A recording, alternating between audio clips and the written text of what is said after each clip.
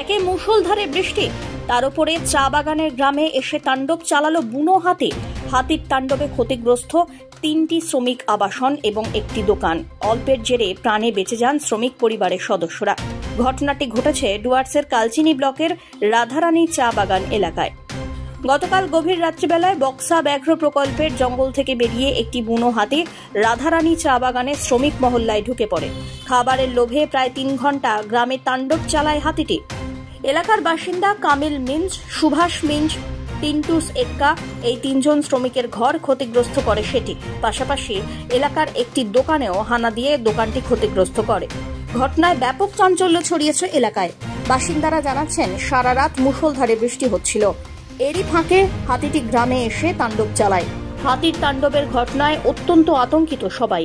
हम लोग को एटलीस्ट प्रोटेक्शन मिलना चाहिए एडमिनिस्ट्रेशन की तरफ से, और जिनका जिनका घर क्षति हुआ है उनको कम से कम फॉरेस्ट घर तो बनाता नहीं है, कुछ देता नहीं है।